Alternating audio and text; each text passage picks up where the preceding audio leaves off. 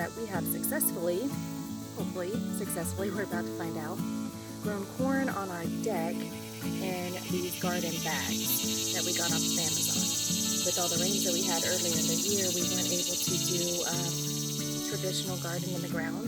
So instead, we put them all in bags and up on the deck to make it easier. Well, we're towards the end of the season, and the corn has been looking amazing. The pollination looked like it did pretty well, but you really don't know until you get into the cob of corn and find out if it's any good or not. We have attempted this 2 times before. The first time when we were still in the city in Oklahoma, well, both times actually, in the city in Oklahoma, the winds broke down the stalks one year. And then the second year, it may be due to us in some way, but they only got a couple feet high and then just started to wither away. So there was nothing that we could do at that point. There wasn't even saving it. So maybe they needed fertilizer, maybe they needed more water, maybe there were weeds in there choking out the root system. We don't know. All we know is that we lost them. So this was the 3rd attempt. Is the 3rd time the charm? I don't know. Let's find out.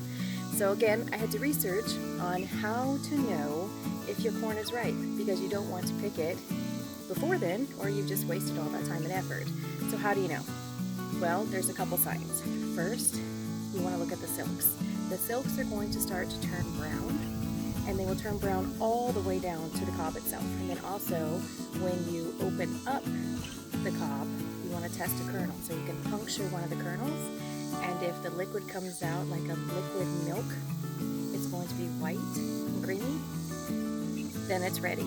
Now if you puncture it and it's clear, it's too early. Leave it on longer. If you puncture it and nothing comes out, then you've left it on too long and the corn has gone starchy. And it's probably still edible, just not going to be at its peak sweetness of what you're looking for.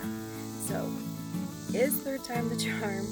Are we going to get corn this year that we can actually enjoy? Let's see. So let's take a look at this fellow here. As you see, the corn silks are brown, they're crunchy, all the way down to the husk itself. Then you do have to open it up, which isn't necessarily easy to do, especially one-handed.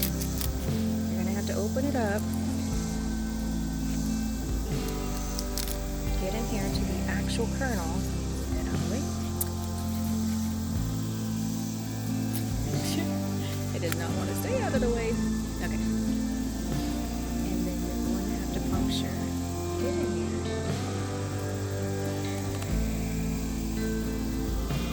Look at that. White, creamy liquid emerging. So, these, and look how pretty these are. Round and uniform. Now you do see a couple gaps here and there. This is pretty normal. Did you know that each of these silks belongs to each of these kernels? Every kernel has its own silk. That's why it's so important for pollination. To pollinate, you've got to pollinate all the silk so that every single kernel in there will get plump and juicy and ripe. Again, you can't rely on just the bees to do that, because the bees can only do so much. It's really the wind that pollinates corn is what we found, and you can manually do it as I showed you in my last video. And I'll put a link to that below if you want to take a look at that again. But you can pollinate themselves. As soon as you see those silks emerging, you get that pollen on there for about a week afterwards to ensure that your kernels are going to be big, plump, and juicy just the way we love to eat them. So this one's ready. So let's harvest it. So you just want to pull down on the stalk and twist.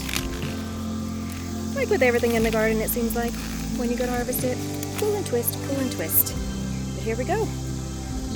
Our first corn of the season. Let's eat this for dinner.